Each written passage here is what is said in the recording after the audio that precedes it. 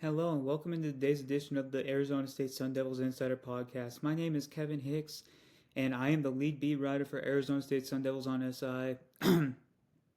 And I'm joining you today as I have every day for the last 2 months. And we are in the stretch run before the Arizona State football season kicks off for the 2025 college football season as a whole. Uh, Most of us know week 0 of college football season features a major Big 12 matchup between Kansas State and Iowa State on August 23rd. Arizona State begins the season August 30th against FCS foe Northern Arizona, obviously here in Tempe. And so much to look forward to for that. But before then, we are jumping straight into Big 12 Media Days. Um, Today was the second day. Arizona State obviously had their day on Tuesday. Kenny Dillingham spoke before media for 15 minutes. He was the headliner of the day. Obviously, Jordan Tyson, Sam Levitt, CJ Fight, Xavion Alford, Ben Coleman, and Clayton Smith were all representatives from Arizona State at media days as players. And so much to look forward to. 5 players got selected to the All Big 12 preseason team, which was just one team. Kenny Dillingham, obviously the perceived Big 12 Coach of the Year in the preseason. Arizona State perceived as the favorites in the Big 12. And before we get started on today's topic, I actually wanted to touch on something Deion Sanders had to say. As we all know, he's one of the most influential figures in football and has been for the last 30 years. Just a great coach, a Hall of Fame player, and he's always had great things to say about Kenny Dillingham, and he did once again on Wednesday. He was asked about the growth of the Arizona State program under Dillingham, the trajectory that they're heading in, and he had absolutely nothing but positive things to say, and that should make Arizona State fans feel great. So what he said was, when quote unquote, when what he did last season was undarn believable. I was proud of him. We were virgins together coming into the Pac-12, then the Big 12. Now he's soaring. He is who he says he is. So we can reconcile that with Deion praising Dillingham for how he handled the recruitment of Shedeur Sanders well. Dillingham was OC at Florida State, which is Deion's alma mater. They spoke glowingly of each other after their matchup in the final year as Pac-12 members in October of 2023, a game that Colorado narrowly won. Uh, it feels like they'll be tied together as long as they're at their respective programs in the Big 12. Um, if you remember back 2.5 years ago, there were some Arizona State fans that wanted the program to hire Deion Sanders as head coach before they settled on Dillingham. So it feels like there will always be things that tie the two together. There's obviously absolutely massive respect between the two.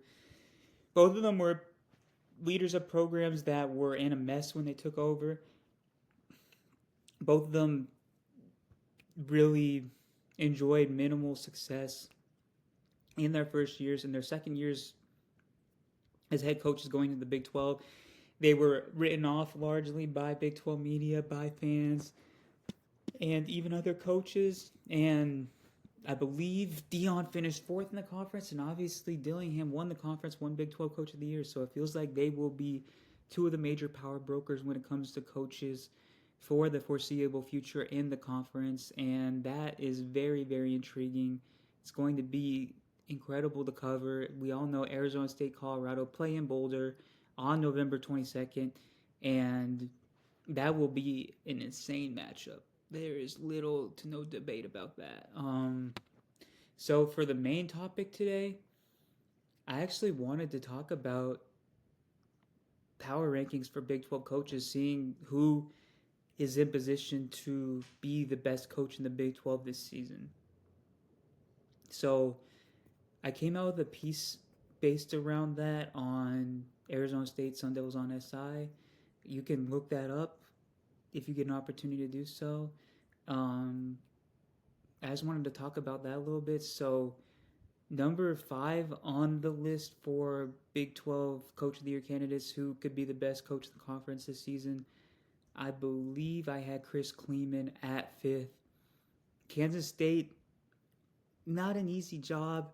Bill Snyder was really the only coach that ever saw any success at Kansas State before Kleeman. But Kleeman took over for Snyder in 2019 after really being one of the major architects of the North Dakota State dynasty in the FCS. And he only has enjoyed one losing season. He's put forward consistently good teams. He won the Big 12 in 2022. Kansas State once again brings back a talented squad, but it could come down to Avery Johnson and what he does this season as the starting quarterback. But Kleeman is always going to be in the conversation. At number 4, I believe I have Kyle Whittingham. You can never count out Kyle Whittingham. 20 years of success at Utah in backing up Urban Meyer. He turned Utah into one of the top tier programs in the Pac-12. They had a disappointing season last year, but they bring in one of the best offensive lines in college football, not just the Big 12, behind Caleb Lomu and others.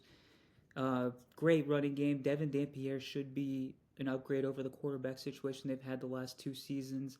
So never count out Whittingham in that race. Number 3, I have Dave Aranda from Baylor, which is crazy because he ended the 2023 season on the hot seat and began the 2024 season on a blazing seat. It felt like potentially days before he got fired early last season, and things turned around. Baylor is going into the 2025 season considered one of the best teams in the Big 12 behind Sawyer Robertson, who is a top 3-ish quarterback in the Big 12. They have a dynamic running game. They have weapons galore. It'll probably come down to the defense as to what their ultimate ceiling is. But Aranda certainly recruited a decent enough amount of players out of the portal. And let's see if they can just be good enough to win some of these toss-up games that they have. Their start to the season is really challenging as they play Auburn and SMU too, so we could get a great litmus test on what to expect from them early on. Number 2, I have Joey McGuire. And McGuire is a great coach, but this has more so to do with the roster that has been built. Texas Tech is obviously going to be the big spenders in the Big 12, at least one of the big spenders. That's become as obvious after they signed 2 straight 5-star players within the last week, 2 consecutive 5-star players, or gained commitments from them, my bad. And number 2, transfer portal class, largely returning offense. The major question mark is Baron Morton going to be able to elevate that team this season? We will see what happens there, but Joe McGuire looks to have a team that could take the next step forward as a potential Big 12 power this season. Arizona State plays them on October 18th, and that is going to be potentially one of the biggest games of the season for any conference. So we will see. And at number 1, who else was it going to be? Kenny Dillingham. 11-3 season last year, went from projected to finish last to conference champs. Bring back a Heisman contender in Sam Levitt and a Balintikoff Award contender in Jordan Tyson. They bring back all but one starter on defense. Jamari Simmons is the only player that isn't returning, and Kenrick Breedlove should be able to step in and at least be a faux simile to what we saw before.